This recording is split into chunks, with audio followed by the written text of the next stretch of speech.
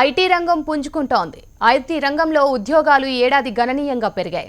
గత ఏడాదితో పోలిస్తే ఏకంగా 7 రెట్లు ఎక్కువగా కొత్త వారిని కొలువులోకి తీసుకున్నాయి టాప్ ఐటీ కంపెనీలు. కొత్త ఉద్యోగాలపై ఇంజనీరింగ్ విద్యార్థుల్లో ఆశలు చిగురిస్తున్నాయి.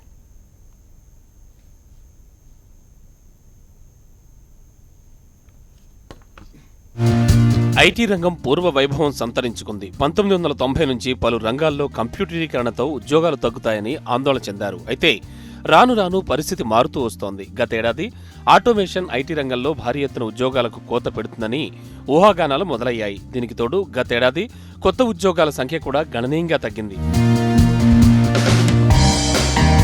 గతేడాది టీసీఎస్ కొత్తగా 7,775 మందికి ఉద్యోగాలు ఇవ్వగా ఇన్ఫోసిస్ కేవలం 3,743 మందికి మాత్రమే కొత్తగా ఉద్యోగాలిచ్చింది. అయితే ప్రస్తుతం పరిస్థితి మారింది. ఇప్పుడొచ్చిన కొత్త టెక్నాలజీలతో ఈ ఏడాది ఐటీ రంగంలో భారీ ఎత్తున ఉద్యోగాల సృష్టి జరుగుతోంది. భారత్లో అతిపెద్ద ఐటీ కంపెనీలైన టీసీఎస్, ఇన్ఫోసిస్, విప్రో కంపెనీలు గతేడాదితో పోలిస్తే ఏకంగా 7 రెట్లు ఎక్కువగా కొత్త ఉద్యోగులను తీసుకోవడం భవిష్యత్తుపై ఆశలను మరింత పెంచింది. 2018లో ఈ 3 కంపెనీలు కలిపి కేవలం 9,864 మంది కొత్త ఉద్యోగులను విధుల్లోకి తీసుకున్నాయి. ఇక ఈ ఏడాది ఏకంగా 64,805 మందిని కొత్తగా ఉద్యోగాల్లోకి తీసుకున్నాయి. ఇందులో టీసీఎస్ అత్యధికంగా 29,287 మంది కొత్త ఉద్యోగులను విధుల్లోకి తీసుకోవడంతో మొత్తం ఉద్యోగుల సంఖ్య 4,24,000 మందికి చేరింది.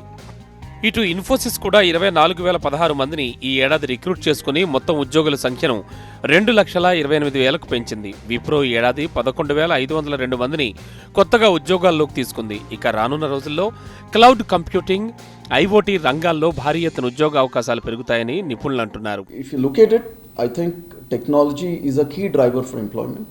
And I believe at this pace, the employment will grow in technology space at least by around 10x to 20x in the next 3 to 4 years. My belief is because cloud is going to be adopted, embraced at a rate of around almost 40 to 50% a year. Our cloud business is growing at around 300%.